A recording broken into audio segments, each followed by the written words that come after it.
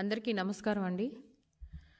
పేదలకి ఆసరాగా ఉండాల్సిన ఆరోగ్యశ్రీని జగన్మోహన్ రెడ్డి గారు అధికారంలోకి వచ్చిన ఈ 4 ఏళ్లలో అనారోగ్యశ్రీగా దాన్ని మార్చేశారు. అంటే ఆపద సమయంలో ఆరోగ్యశ్రీ కార్డు తీసుకుని హాస్పిటల్కి వెళ్తే వైద్యం అందకపోగా ప్రాణాలు మాత్రం చాలామంది కోల్పోతూనే ఉన్నారు. లేదు, ఆరోగ్యశ్రీ కార్డు చూసి హాస్పిటల్ సిబ్బంది వారే వాళ్ళని రోజుల తరబడి హాస్పిటల్ చుట్టూ తిప్పటం, లేదంటే మీరు ముందుగానే అమౌంట్ని పే చేసేయండి అని చెప్పి ప్రైవేట్ కేసెస్గా వాటిని కన్వర్ట్ చేస్తున్నారు.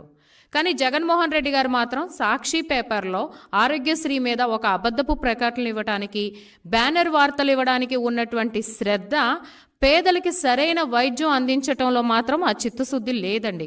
ఏం చెప్తున్నారు? ఈ 4.5 సంవత్సరాల్లో 1,41,00,000 మందికి ఆరోగ్యశ్రీ విస్తరించింది, 40 లక్షల మందికి మేము కార్పొరేట్ వైద్యం అందించామని చెప్పి ఒక ఫేక్ స్టేట్మెంట్స్ ఇస్తున్నారు వైసీపీ గవర్నమెంట్ వాళ్ళు.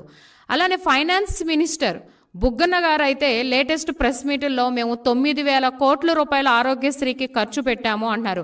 నిజంగానే మీరు అన్ని వేల కోట్ల రూపాయలు ఆరోగ్యశ్రీకి ఖర్చు పెట్టుంటే 1,200 కోట్ల రూపాయలు బిల్లులు పెండింగ్ ఉన్నాయని చెప్పి నెట్వర్క్ హాస్పిటల్స్ అసోసియేషన్ వాళ్ళు పదే పదే మీకు నోటీసులు ఇవ్వటం, చర్చలు జరపటం, ఎంతో కొంత అమౌంట్ వాళ్ళకి రిలీజ్ చేయటం, మళ్ళీ సర్వీసులు కొనసాగించడం. ఇప్పుడు ఫైనల్గా మొత్తం నెట్వర్క్ హాస్పిటల్స్ అసోసియేషన్ వాళ్ళు వాళ్ళకి రావాల్సిన బకాయిల మీద సర్వీసులన్నీ కూడా రద్దు చేసేసినాయి. దీనికి వైసీపీ గవర్నమెంట్ ఏం సమాధానం చెప్తుందండి? సాక్షాత్తు జగన్మోహన్ రెడ్డి గారి కడప జిల్లా, ఆయన సొంత జిల్లాలోనే 26 హాస్పిటల్స్లో ఆరోగ్యశ్రీ అమలైతే వాళ్ళు కూడా బయట మా హాస్పిటల్స్లో ఆరోగ్యశ్రీ సర్వీసులు రద్దు చేసేసామని చెప్పి బోర్డులు పెడుతున్నారు. దీని గురించి ఏం సమాధానం చెప్పరు. అరే, మీ అబద్ధపు ప్రకటనలకి సాక్షిలో యాడ్స్ ఇచ్చుకోవడానికి, మీ 43 మంది సలహాదారులకు జీతాలు ఇచ్చుకోవడానికి, లేదా 9 కిలోమీటర్లు హెలికాప్టర్లో కోట్ల రూపాయలు ప్రజాధనం ఖర్చు పెట్టి మీరు వెచ్చించడానికైతే డబ్బులు ఉన్నాయి. కానీ పేదవాడు, మీకు నమ్మి ఓటేసి మీకు అధికారం ఇచ్చిన పేదవాడికి మాత్రం సకాలంలో వైద్యం అందించలేరా? 1,200 కోట్ల రూపాయలు రిలీజ్ చేయక ఇవాళ పేదవాడి ప్రాణాలతో మీరు చెలగాటాలాడతారు. అదేమంటే హాస్పిటల్స్ వాళ్ళని, అధికారుల్ని పంపించి వాళ్ళని బ్లాక్మెయిల్ చేస్తారు, మీ లైసెన్స్ రద్దు చేస్తామని. అంతేగాని వాళ్ళకి రావాల్సిన బాకీలు మాత్రం సకాలంలో రిలీజ్ చేయలేకపోతున్నారు. 1,000 రూపాయలు దాటితే ఆరోగ్యశ్రీ కింద వైద్యం వర్తిస్తుందని చెప్పి జగన్మోహన్ రెడ్డి గారు ఒక ఫేక్ స్టేట్మెంట్స్ పబ్లిక్ మీటింగ్లో ఇచ్చారు.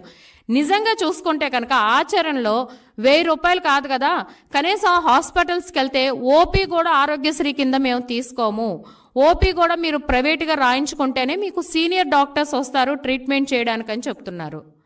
5 లక్షల రూపాయల వరకు ఎవరికైతే ఇయర్లీ ఇన్కమ్ 5 లక్షల వరకు ఉంటుందో వాళ్ళకి ఆరోగ్యశ్రీ కార్డులో ఉన్నటువంటి అన్ని సదుపాయాలు వాళ్ళకు కూడా అమలు జరుగుతాయని చెప్తున్నారు. కానీ వాళ్ళందరూ అర్హులని చెప్తున్నారు. యాక్సిడెంటల్గా ఎమర్జెన్సీ టైంలో ఏదన్నా యాక్సిడెంట్ జరిగి సర్జరీస్ కోసం అని చెప్పి హాస్పిటల్కి వెళ్తే ఆరోగ్యశ్రీ కార్డు లేకపోతే కనుక ఆ డాక్యుమెంట్స్ అన్నీ కూడా వాళ్ళ ఆఫీసుల చుట్టూ తిరిగి సబ్మిట్ చేసి, తీరా డాక్యుమెంట్స్ సకాలంలో సబ్మిట్ చేస్తే ఒక 15-20 రోజుల వ్యవధి వరకు ఆరోగ్యశ్రీ కార్డు రావట్లేదు.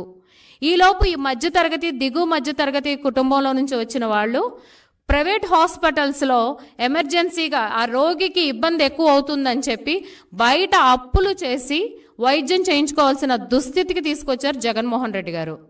3,255 జబ్బులు ఆరోగ్యశ్రీ కింద వర్తిస్తాయని చెప్తున్నారు.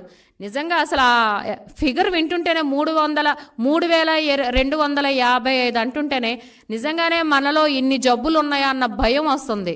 కానీ వాస్తవాలు చూసుకుంటే మెడికల్ ప్రొసీజర్స్ ఏమైతే ఉన్నాయో వాటిని కూడా ఈ 3,255లో వీళ్ళు యాడ్ చేసేసారండి.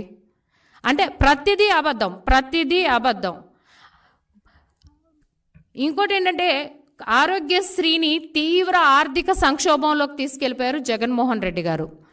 15వ ఆర్థిక సంఘంలో 2021-22 సంవత్సరంలో కేంద్ర ప్రభుత్వం అంటే ఆయుష్మాన్ భారత్ కింద 489 కోట్ల రూపాయలు నిధులిస్తే వాటిని కూడా దారి మళ్లించేశారు.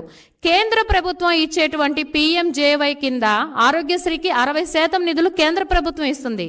కేవలం 40% ఇవ్వాల్సిన రాష్ట్ర ప్రభుత్వం ఇవ్వాల్సిన నిధులు కూడా ఇవ్వలేక ఇవాళ ఆరోగ్యశ్రీని అనారోగ్యశ్రీగా మార్చేశారు జగన్మోహన్ రెడ్డి గారు. మాటలు అంటే ఇప్పుడు రీసెంట్ సర్వే చూసుకుంటే కూడా ఆయన ఎలక్షన్ల టైంలో ఏం చెప్పారండి, నాకు ఒక్క ఛాన్స్ ఇవ్వండి